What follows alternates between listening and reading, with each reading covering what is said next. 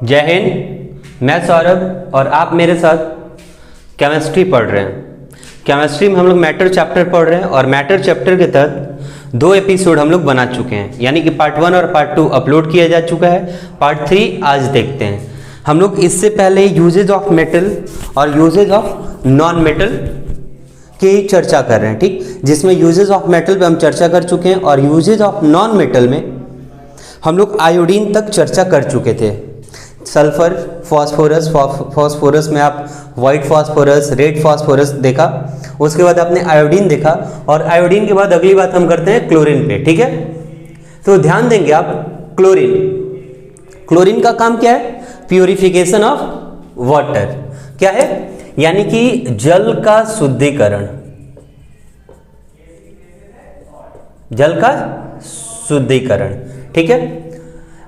साथ ही साथ क्लोरीन का यूज प्यूरिफिकेशन के तौर पे कैसे होता है? तो ब्लीचिंग एजेंट के रूप में होता है। किसके रूप में? ब्लीचिंग को ब्लीचिंग ही बोलते हैं, एजेंट को अभिकारक बोलते हैं, ठीक। तो ब्लीचिंग एजेंट के रूप में होता है। ध्यान देंगे, ब्लीचिंग एजेंट कहते किसे, या फिर उसका फॉर्मूला क्या होता है, ठीक। तो उसका फॉर्मूला होता है H2O2 और H2O2 को ही क्या बोलते हैं हम? हाइड्रोजन पर ऑक्साइड। क्या बोलते हैं? हिंदी में भी इसको यही बोलते हैं, हाइड्रोजन पर ऑक्साइड, ठीक है। अगला बढ़ते हैं हम लोग नाइट्रोजन की तरफ। ध्यान देंगे, जो हम लोग पहले पीला वाला बल्ब यूज करते थे, ठीक, उसमें क्या भरा रहता था? तो नाइट्रोजन ही भरा रहता था। क्या भरा रहता था? यानी इलेक्ट्रिक बल्ब में क्या भरते हैं? नाइट्रोजन। आगे देखेंगे आप कि कभी कभी होता क्या है कि नाइट्रोजन की जगह पे, ठीक, बल्ब में और भी क्या भरा जाता है? आर्गन और नियॉन। क्या ध्यान रखेंगे आप कि कभी कभी ऑप्शन में आपको नाइट्रोजन नहीं मिलता और हम तो रट के कहेंगे विद्युत बल्ब में नाइट्रोजन भरा जाता है। तो उस स्थिति में आप देखेंगे कि ऑप्शन में आर्गन और नियॉन दिया हुआ होगा, ठीक, यानी नाइट्रोजन नहीं दिया होगा। तो आप क्या याद रखेंगे? कि नाइट्रोजन की ऑप्शंस में विद्युत बल्ब में आर्गन और नियॉन भी भरा जाता है, ठीक है। अगला बढ़ते हैं। अभी थोड़ा सा एक घुमा के क्वेश्चन यहां से भी पूछ सकता है कि एक बात बताएं आप कि CFL में क्या भरा जाता है? तो CFL और विद्युत बल्ब दोनों में काफी अंतर है, ठीक है। तो CFL या फिर ट्यूब लाइट में क्या भरा जाता है? ध्यान देंगे, पारा वाष्प, और पारा को ही हम लोग शॉर्ट में क्या बोलते हैं? Hg, ठीक है। और वाष्प का मतलब वेपर। तो आप एक काम करेंगे मेरे साथ साथ, क्योंकि मैं इस उम्मीद से आपको कोई भी चीज बताता हूं कि आप बहुत ध्यान से देखते हैं और आपके कमेंट भी आते हैं, तो वो मुझे और ज्यादा इंस्पायर करते हैं। तो आप मुझे एक छोटा सा काम करेंगे, Hg का एटॉमिक नंबर बता देंगे। आप मुझे कमेंट में Hg का एटॉमिक नंबर बताएंगे, ठीक है। आगे बढ़ते हैं हम लोग। हाँ, तो हम क्या देख रहे थे कि CFL या ट्यूबलाइट में क्या भरा जाता है? Hg वेपर, यानी पारा वाष्प, और इसके साथ क्या मिला हुआ होता है? आर्गन मिला हुआ होता है। क्या मिला हुआ होता है? आर्गन। आगे देखते हैं अगली तरफ। ध्यान देंगे कि जो मोटर व्हीकल्स है, ठीक है, यानी जो मोटर गाड़ी है उसकी हेडलाइट में कौन सा गैस भरा जाता है? ये क्वेश्चन बहुत बार मैंने देखा है कि मोटर गाड़ी की हेडलाइट में कौन सा गैस भरा जाता है? उत्तर होगा नियॉन। ध्यान दीजिएगा, यहां से क्वेश्चन आपको थोड़े से फंसा के पूछे जा सकते हैं। विद्युत बल्ब में पहला ऑप्शन हमारा होगा नाइट्रोजन, नहीं है तो आर्गन और नियॉन। ट्यूबलाइट या CFL में तो Hg वेपर के साथ साथ आर्गन, ठीक है। और एक और क्वेश्चन कि मोटर व्हीकल में, अर्थात मोटर गाड़ी की हेडलाइट में, तो सिर्फ और सिर्फ नियॉन। क्लियर है? आगे देखते हैं नाइट्रोजन का और क्या यूज है। तो नाइट्रोजन का यूज वायुयान का मतलब क्या हुआ? जो आकाश में उड़ने वाले हैं, जो आकाश में उड़ने वाले व्हीकल हैं वो वायुयान हुए, ठीक है। तो वायुयान के जो ट्यूब होते हैं, क्योंकि ऐसा तो नहीं है कि उड़ता है, ठीक है, मान लिया ऊपर रोड नहीं है, जमीन पर रनवे तो करता होगा ना, रनवे होती है उसकी, तो उसमें टायर भी लगे होंगे, तो उसके टायर में क्या यूज किया जाता है? नाइट्रोजन ही यूज किया जाता है। लेकिन एक बात यहां से भी ध्यान रखेंगे, और सबसे ज्यादा इंपॉर्टेंट होता है एक्सेप्शन को समझना, ठीक।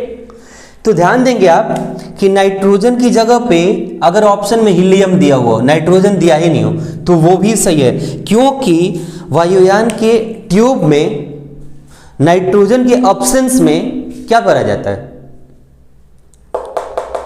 क्या भरा जाता है? हीलियम। और हीलियम का एटॉमिक नंबर कितना होता है? सबको पता है, 2।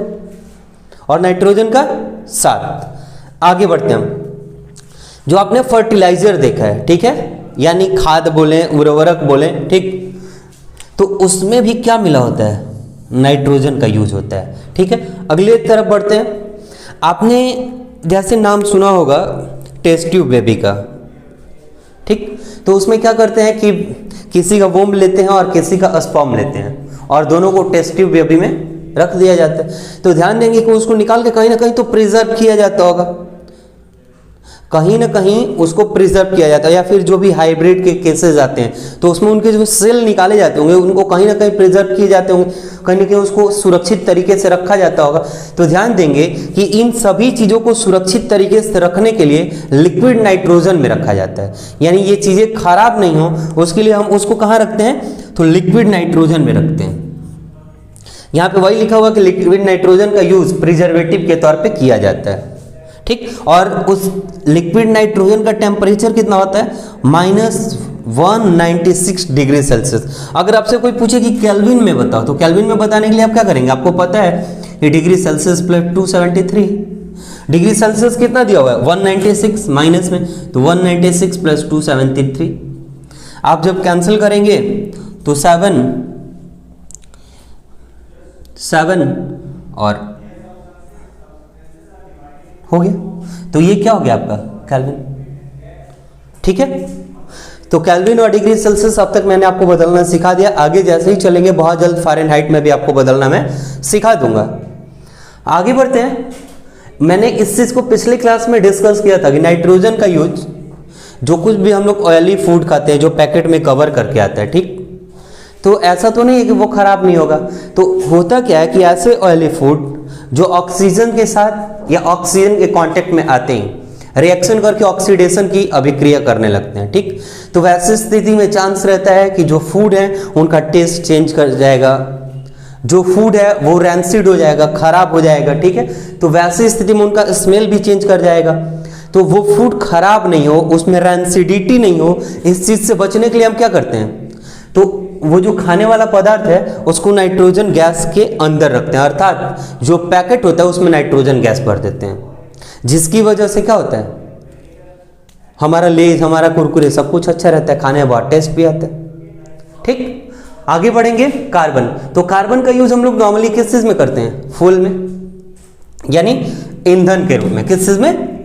ईंधन के रूप में। नेक्स्ट देखते हैं ऑक्सीजन। तो देखिए ऑक्सीजन से क्वेश्चन यहीं से बनने का सिर्फ चांस हो सकता है। ऑक्सीजन है धातु, अधातु, उपधातु, अर्थात मेटल, नॉन मेटल और मेटलॉइड्स। तो आपका आंसर क्या होगा? Oxygen is a non metal, यानी यह एक अधातु है, ठीक है। आगे देखते हैं रिएक्टिविटी सीरीज ऑफ मेटल्स, यानी कि धातुओं की सक्रियता श्रेणी, ठीक है।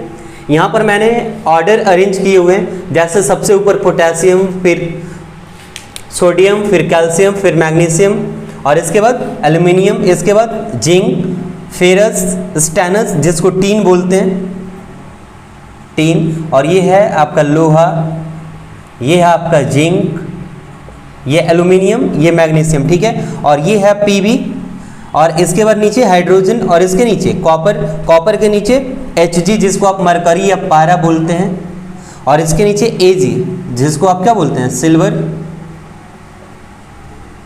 और सबसे नीचे Au जिसको आप गोल्ड बोलते हैं। बगल में मैंने सबके एटॉमिक नंबर लिख रखे हैं। मैं ये नहीं कह रहा कि आप एटॉमिक नंबर रट लीजिएगा, एक नज़र देख लीजिएगा, ठीक ना, कभी हो सकता है एग्जाम में काम दे दे। और ऐसे ही जब भी इनकी संख्या आएगी मैं इनके बगल में एटॉमिक नंबर लिख दिया करता रहूँगा, ठीक है। ध्यान देंगे ये सीरीज का सिग्निफिकेंस क्या है। तो ऊपर लिखा हुआ रिएक्टिविटी सीरीज ऑफ मेटल, यानी कि धातुओं की सक्रियता श्रेणी।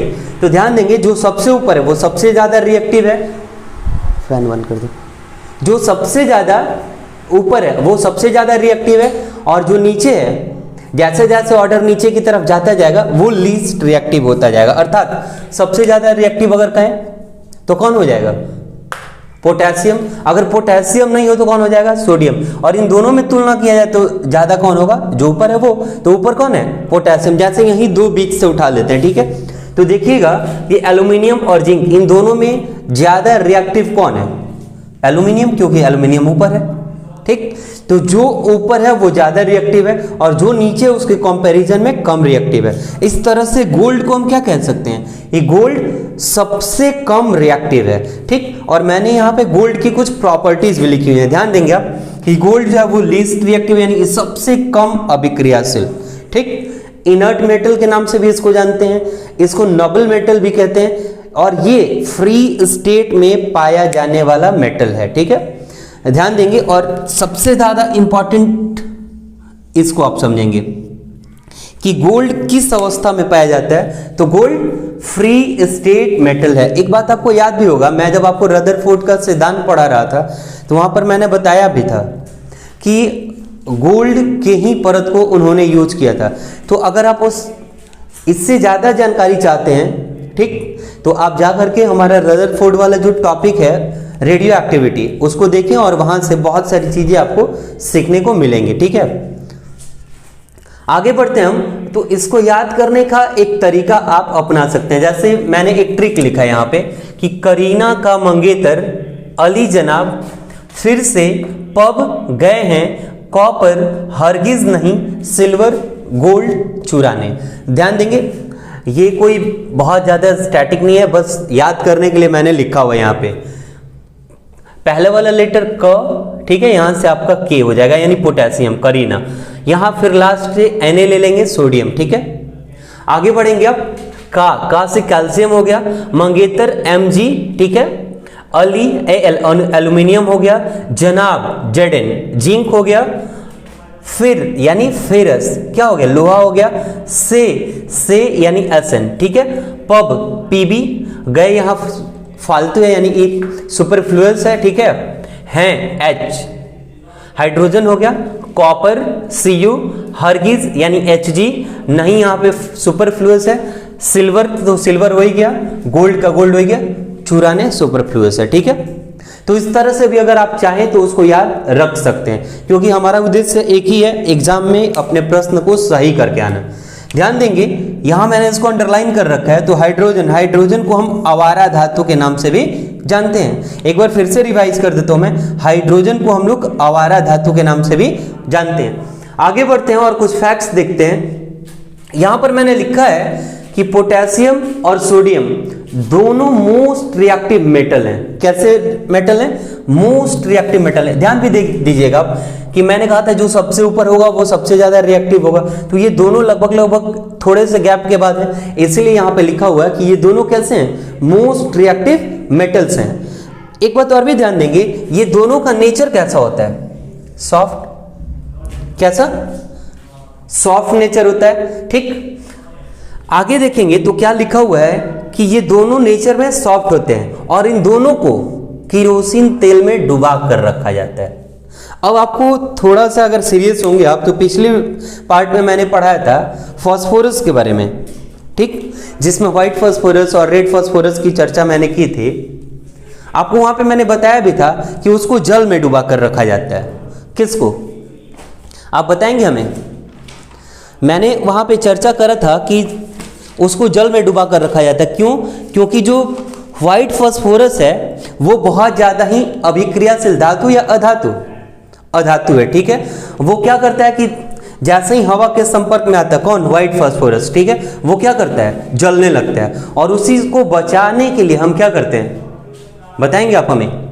तो हम लोग क्या करते हैं कि उसी को बचाने के लिए जल में डुबा कर रखा जाता है, ठीक। इसी तरह से यहां पर देखिए क्या होता है कि पोटेशियम और सोडियम इतने ज्यादा रिएक्टिव हैं, ठीक, कि ये जैसे ही क्यों इनको केरोसिन तेल में डुबा कर रखा जाता है? क्योंकि ये जैसे ही नमी के कांटेक्ट में आएंगे, नमी का सेंस वाटर, ठीक है, तो होगा क्या कि जैसे ही नमी के कांटेक्ट में आएंगे ये वाटर के साथ मिलेंगे, और यानी नमी के कांटेक्ट में आने का मतलब कि वाटर के कांटेक्ट में आएंगे, ठीक। और जैसे ही वाटर के कांटेक्ट में आएंगे यहां से NaOH बना लेंगे, ठीक है, और हाइड्रोजन को फ्री स्टेट में छोड़ देंगे। इस दौरान होगा क्या कि हाइड्रोजन के साथ साथ हीट भी प्रोड्यूस होगा। क्या होगा? हीट भी प्रोड्यूस होगा और ये हीट क्या करेगा, हाइड्रोजन के साथ मिलकर के जलना शुरू हो जाएगा। तो ये कहीं भी अगर फ्री स्टेट में रखे हुए मिले, यानी खुली हवा में मिल जाए कहीं, तो ये आपको नॉर्मली मिल ही नहीं सकते, ये क्या होंगे, ऑटोमेटिकली जल उठेंगे। ठीक, और इसी चीज को जलने से बचने के लिए, इनको जलने से बचना है तो क्या करना होगा, इनसे नमी को दूर रखना होगा, और नमी से दूर रखने के लिए हम इसको क्या करते हैं, प्रिजर्वेटिव के तौर पे केरोसिन तेल का यूज करते हैं, अर्थात केरोसिन तेल में इसको डुबा कर रखा जाता है। क्लियर है आपको ये चीज? ध्यान देंगे, some important reaction with metal, ठीक है, यानी कुछ महत्वपूर्ण रिएक्शन जो धातु के साथ होते हैं। ध्यान देंगे, जैसे रिएक्शन विथ एयर, ठीक, और एयर में भी किसके साथ करेगा, ऑक्सीजन के साथ। जैसे कोई धातु, मेटल मीन्स धातु होता है, ठीक है, वो ऑक्सीजन के साथ अगर अभिक्रिया करेगा तो क्या बनाएगा, मेटल ऑक्साइड, यानी धात्विक ऑक्साइड, धात्विक ऑक्साइड। आप लोग इस चीज को देख के कतई नहीं घबराइएगा कि इंग्लिश में लिखा हुआ है, हिंदी में लिखा हुआ है, क्योंकि मैं क्लास को अपने तरफ से बाइलिंगुअल लेकर के चलने का पूरा प्रयास कर रहा हूं, ठीक है, और कुछ कॉपरेशन आपको भी करना होगा। और ऐसा थोड़ी है कि हिंदी का यूज लाइफ में नहीं है या फिर इंग्लिश का यूज लाइफ में नहीं है, दोनों एक दूसरे के पैरेलल चलेंगे। आगे देखते हैं हम लोग, जैसे यहाँ एग्जांपल के तौर पे देख लें कि मेटल हो गया आपका मैग्नीशियम, ठीक है, और ऑक्सीजन, दोनों मिलकर के क्या बना, MgO। ये फॉर्मूला बनाना मैं थोड़ा सा आपको सिखाता हूं। आप जब इलेक्ट्रॉन की वैलेंसी पढ़ेंगे तो इसके ऊपर +2 चार्ज होता है और उसके ऊपर -2 चार्ज होता है, ठीक है, ये दोनों कट जाते हैं और यहाँ पर डायरेक्ट Mg और O का O हो गया, ठीक है। ये O2 आप नहीं देखिएगा, क्योंकि ऑक्सीजन के फॉर्म में देखा जाए तो O वर्ड नहीं होता है, डायरेक्ट ऑक्सीजन अगर कहा जाए तो O2 ही होता है। हम लोग शॉर्ट फॉर्म में लिखते वक्त भले ही O लिखते हैं, ठीक है, जैसे नाइट्रोजन का N2 ही होता है, हम N लिखते हैं सिंबलाइज के तौर पे, वो अलग बात है। आगे देखेंगे आप कि metal oxide are basic in nature. Question यहीं से बन सकता है कि मेटल ऑक्साइड की ये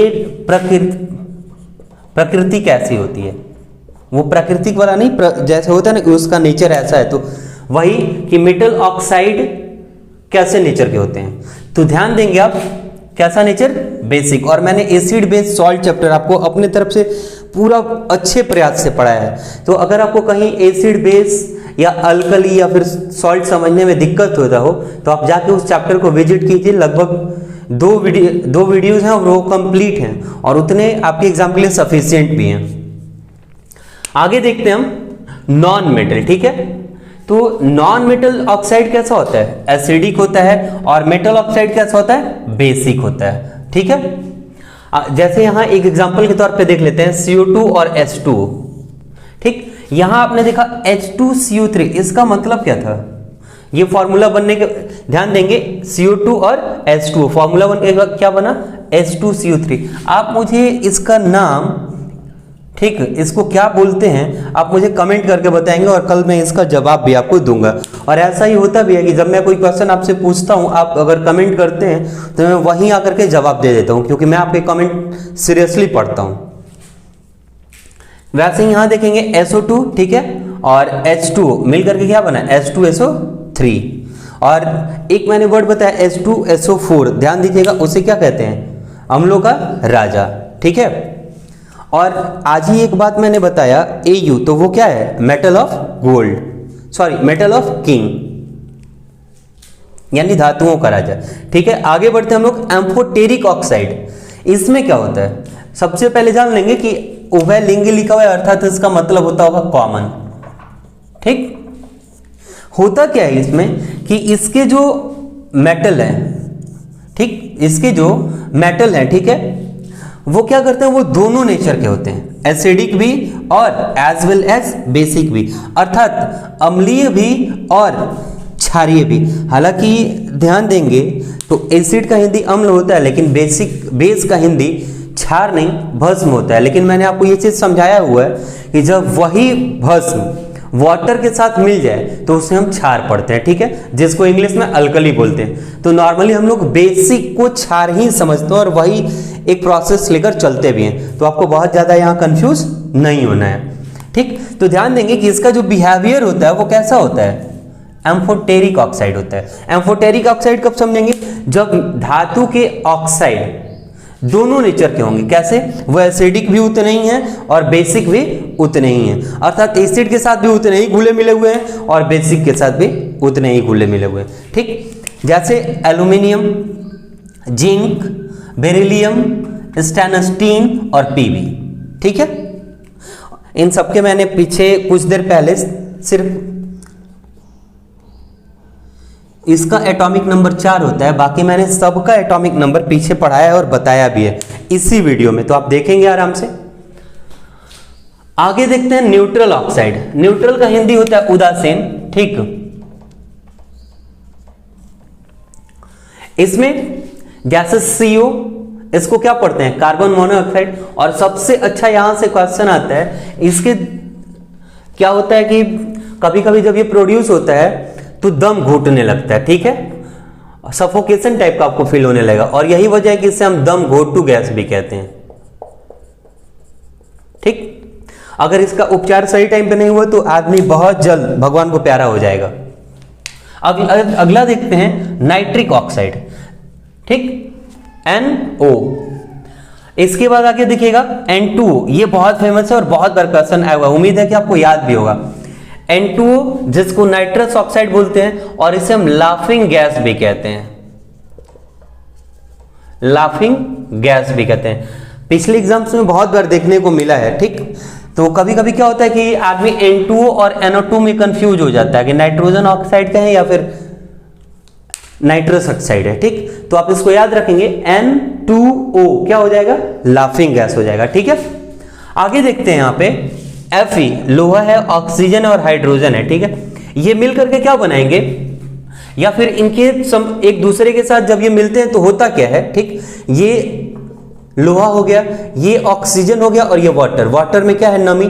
ठीक है, ये तीनों मिलकर के जब रिएक्शन करेंगे तो बनेगा Fe2O3 into XH2। X लिखने का मतलब यहाँ पे ये है, यहाँ वाटर जैसा होगा वहां ये X time to time vary कर सकता है। ठीक, इसीलिए यहाँ पे X जो है वो वेरिएबल है, यानी चेंजेबल है। ठीक, इसलिए मैंने यहाँ पे डायरेक्ट कुछ नहीं 4-5 नहीं लिख के X लिखा है। ठीक, होता क्या है ऐसे में कि जब ये साथ आते हैं तो क्या होता है कि लोहे में जंग लगना शुरू हो जाता है। ठीक है, यानी रस्टिंग का प्रोसेस जो है वो स्टार्ट हो जाता है, और जब रस्टिंग का प्रोसेस होता है तो ध्यान देंगे कि लोहे में जंग लगना जो प्रोसेस है वो ऑक्सीडेशन का है। किसका प्रोसेस है?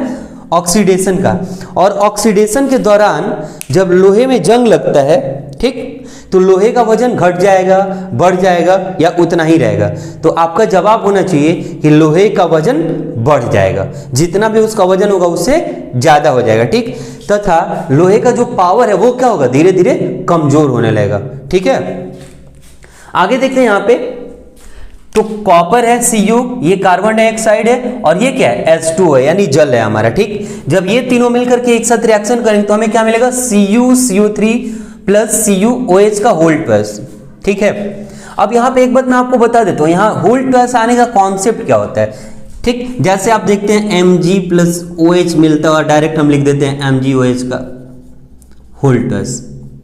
वजह क्या है? तो ध्यान देंगे कि यहाँ पे +2 चार्ज होता है। ठीक, और यहाँ पे -1 चार्ज, इसका चार्ज आकर के यहाँ लिखा जाता है और इसका चार्ज आकर के यहाँ, तो इसका तो 1 है, लिखिए या नहीं लिखिए बात बराबर है, और इसका 2 कहाँ गया?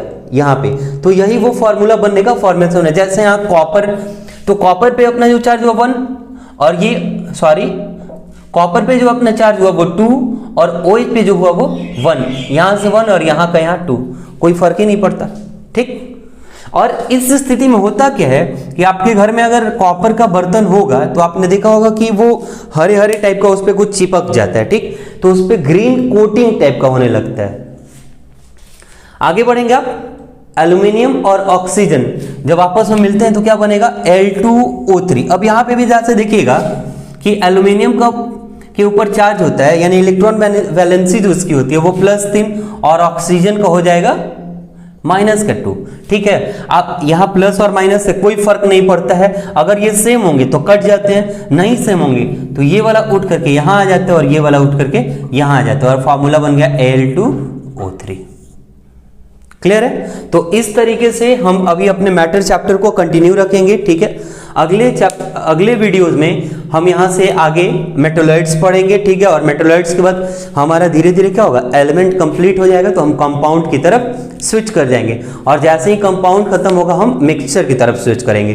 तो धीरे धीरे एक एक करके, ये चैप्टर बहुत अच्छा है, इसलिए मैं आपको एकदम धीरे धीरे और मुझे जितना आता है उसको इन डिटेल समझाते हुए आपके साथ इस चैप्टर को साझा कर रहा हूं। और आपको हर बार मैं एक ही बात कहता हूं कि आप भी ये वीडियो उन लोगों से साझा जरूर कीजिए जिनके पास एंड्रॉयड फोन नहीं है, अर्थात आपके पास है और आपको लगता है कि बगल में कोई लड़का जरूरतमंद है, तो उसके साथ ये वीडियो बैठ करके देखें, ठीक है। और फिर मिलते हैं अगले वीडियो में, तब तक के लिए जय हिंद।